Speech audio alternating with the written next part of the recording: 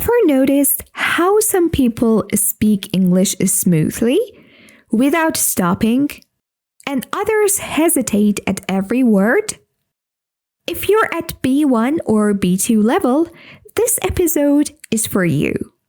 By the end, you'll understand exactly why you pause and how to speak English naturally without feeling stuck.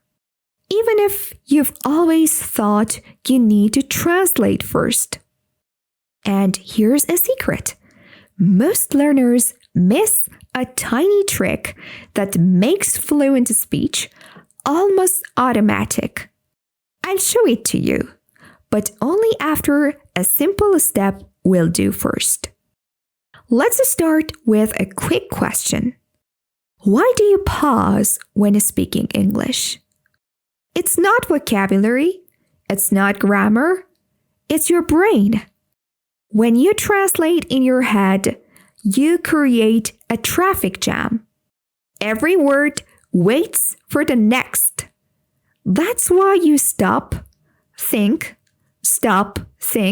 and feel nervous. Here's the contrast. Imagine speaking your native language. Do you translate each word? No, you just speak. That's what we want for English. Later, I'll give you a simple 2-minute exercise that trains your brain to do the same in English. Stay with me. It's easier than you think. Here's the game changer. Thinking in English as you speak. Not translating, not rehearsing, just flowing. Most learners try to memorize phrases. They pause because their brain is juggling 2 languages. Instead, we need to trick the brain. How? With micro-conversations. Micro-conversations are tiny exchanges you practice in your mind, but only in English. Imagine ordering coffee. You don't say, I want a coffee. In English, you just say, can I have a coffee, please? Can I have a coffee, please? Instantly. That's the flow we need. Later, I'll show how to build dozens of these micro conversations in just 5 minutes a day. Here's something almost no one tells learners. Listening is not just for vocabulary. It trains your brain to predict English.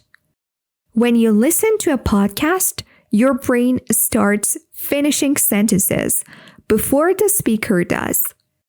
That's why native speakers sound effortless.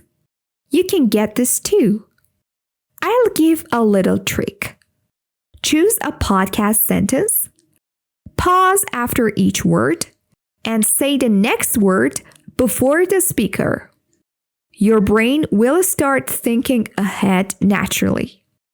We'll practice that in just a moment, and it works even if your accent isn't perfect.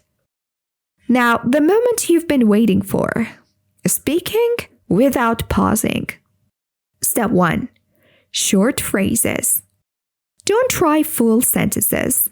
Say, I am going to the store. Then gradually connect them. I am going to the store. Notice the difference? Your brain gets used to stringing words without stopping. Step 2. Add rhythm. English is musical. Stress the important words. For example, I am going to the store. I am going to the store. Pause only at natural points. No stopping in the middle of the phrase. Step 3. Shadowing.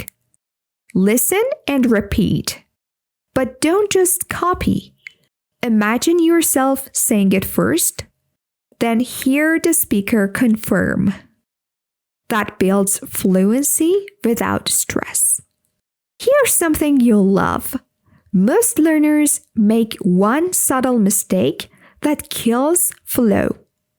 They focus on correct words instead of correct flow. Correct flow is more important than perfect grammar. Always. Imagine you're telling a story. If you pause every time to correct grammar, the listener loses interest. But if you flow naturally, tiny mistakes are invisible. Later today, try speaking about your morning routine. Don't worry about words.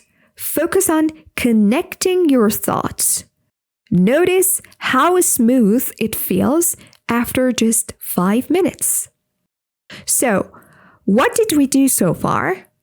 We uncovered why we pause, learned the micro-conversation trick, practiced thinking ahead, and discovered rhythm and flow.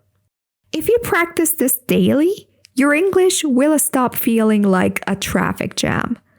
You'll speak with confidence, clarity, and natural rhythm.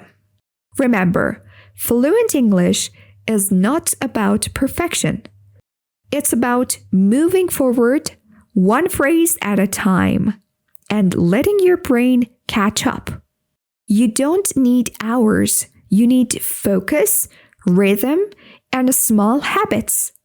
That's it. Stay curious, keep listening, and watch how your English transforms quietly day by day.